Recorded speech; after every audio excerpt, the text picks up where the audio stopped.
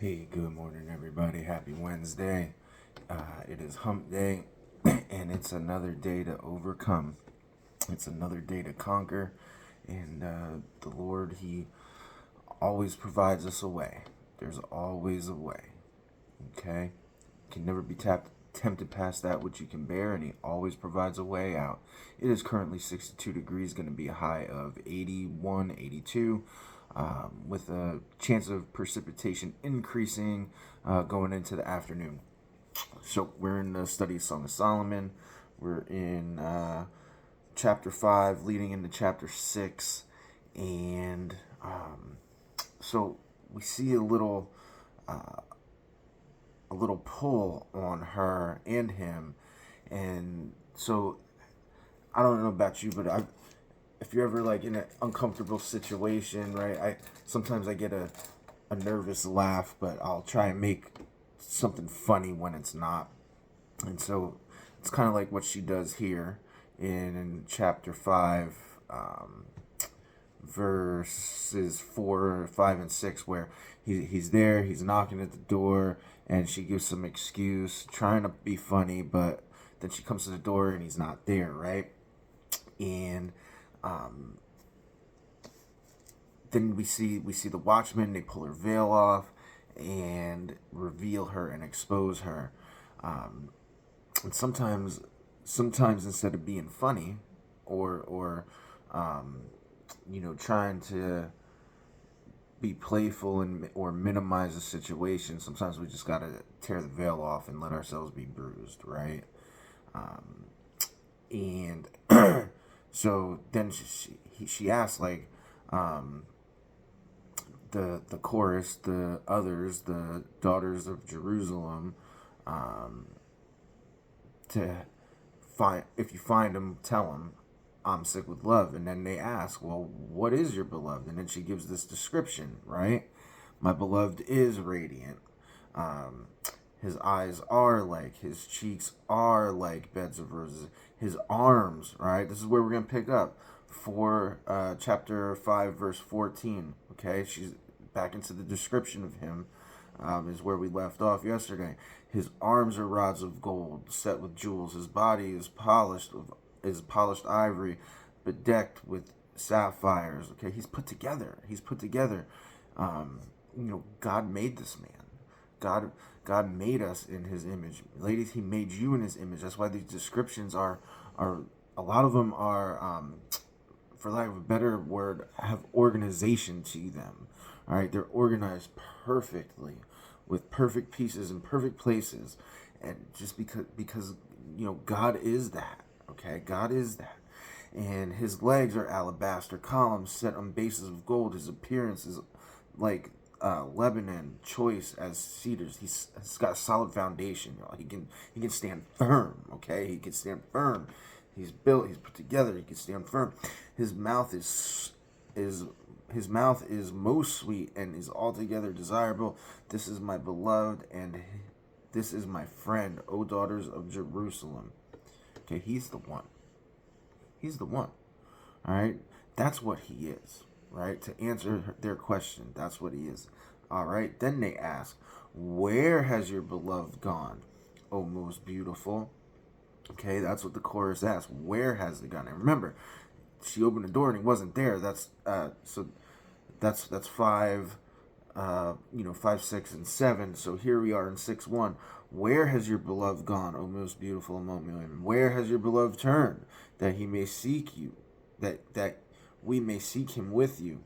So if He's there with her, right, why is she asking them to help find Him? Okay, why? And so she answers the question. My beloved has gone down to His garden. So where is His garden? Right? Well, we know from 4:12, she is His garden. Right? She is His garden. A garden locked is my sister, my bride. A spring locked, a fountain sealed. A spring locked, a fountain sealed. She is His garden. So He's there. He's there. He has gone down to His garden, to the beds of spices, to graze in the gardens and gather lilies. All right. So in her dream, like their passions. So their passions don't always sync up. Okay, they want each other, but they're not there, right? They don't always sync up. Sometimes the passion is there, but we turn or we do something to our spouse um, or ourselves to cause our spouse to want to take space, even though we want them and we want to be with them, right? We put on this veil, we put on this covering, we do things that make them take space or make us take space. So we want them and we're always there. Sometimes, we're there physically, but we're not there. We're not present, right? Okay, but he's there, but he's not. Okay, he's there, but he's not. And our passions don't always synchronize. Then she says, I am my beloved's, and my beloved is mine. He grazes among the lilies. Okay, they've made a declaration, right? A declaration of commitment to each other. All right, but it's not the time yet. It's still not the time yet. All right, then it says, verse 4, chapter 6, verse 4, you are beautiful as Tisra, my beloved, or as Tisra, my love, lovely is Jerusalem, awesome as an army with banners. Okay, so Tisra means favorable. Okay, it means favorable and or delightful. Okay, so she's beautiful. She as Tisra, and that name literally means favorable or delightful. All right, my love, lovely as Jerusalem. Okay, Jerusalem is quintessential with beauty, right? It's a city of beauty, and these cultural references will make would have been understood, and awesome as an army with banners. That awesome is respect, right? It's a fear. It's a awe. There's a respect with it as an army with banners. When you see an army with banners coming, right? Um, there's this in your chest, like whoa, right? There's this when you see this, when you see her, there's this a respect you have for her. All right, turn away your eyes from me, for they overwhelm me. Your hair is like the flocks of goats leaping down the slopes of Gilead. So Gilead is that area surrounding the Jabbok River,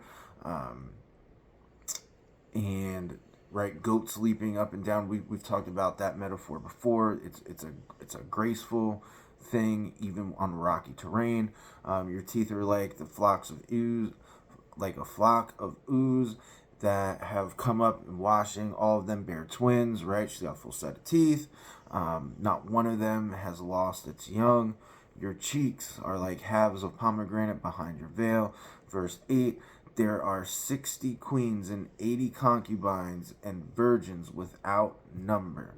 Okay, so this is a cultural thing, and he's telling her she's better than any other woman. Okay, so in the royal harem, right? The queens have the highest status, and typically in that culture there would be one real queen of the harem.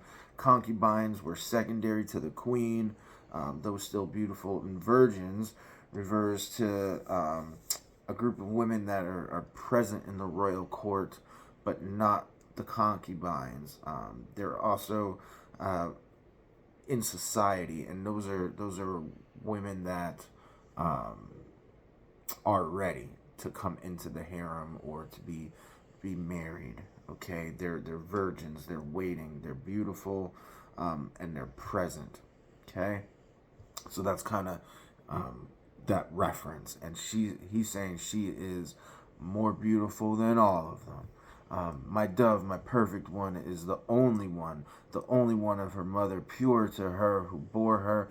The young women saw her and called her blessed. The queens and concubines also, they praised her. Who is this who looks down like the dawn, beautiful as the moon and bright as the sun, awesome as an army with banners? Okay, so notice that reference, looking down. All right, looking down. Um, so she's over all other people. Nobody is in his eyes higher than her. Okay, um, and her beauty is beaming. Right, the sun is bright.